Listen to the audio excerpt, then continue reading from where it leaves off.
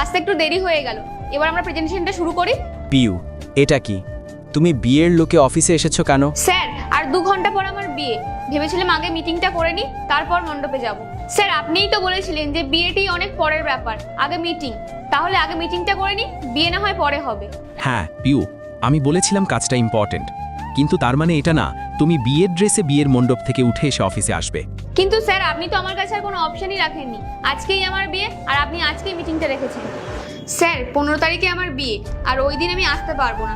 আপনি যদি মিটিংটা পোস্টপোন করে ওটা 16 তারিখে করেন, তাহলে আমি চলে আসবো। পিউ, তোমার বিয়েটা ইম্পর্টেন্ট না আমাদের কোম্পানির মিটিংটা ইম্পর্টেন্ট? তুমি তো ভালো করেই জানো এই মিটিংটা আমাদের কোম্পানির জন্য কতটা ইম্পর্টেন্ট। এই মিটিংটাই আমাদের কোম্পানি গুরুত্বপূর্ণ, তুমি এটা কি করে ভুলতে পারো? কিন্তু স্যার, ওই দিনটা খুব শুভ দিন, আর আপনি তো জানেনই বিয়েটা শুভ দিনে করলেই ভালো হয়।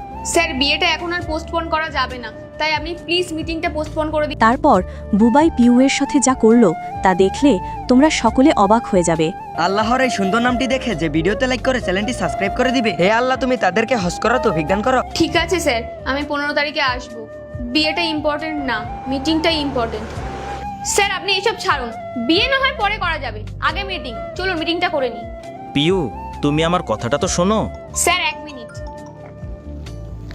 হ্যাঁ মা, তুমি ব্রাহ্মণকে বলে দাও একটু বসতে। আমার যেতে একটু লেট হবে, আমার মিটিং এখনো শুরু হয়নি। মিটিংটা শেষ হলেই আমি আসছি।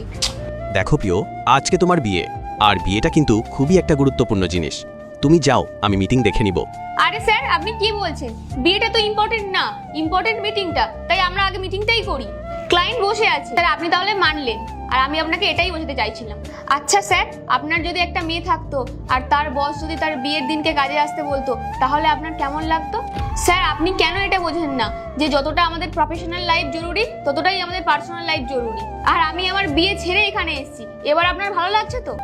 তারপর পিউ বোবাইয়ের সাথে যা করলো তা তোমরা দ্বিতীয় পর্বে দেখতে পাবে। এর জন্য চ্যানেলটি সাবস্ক্রাইব করে কমেন্টে পার্ট 2 লিখো।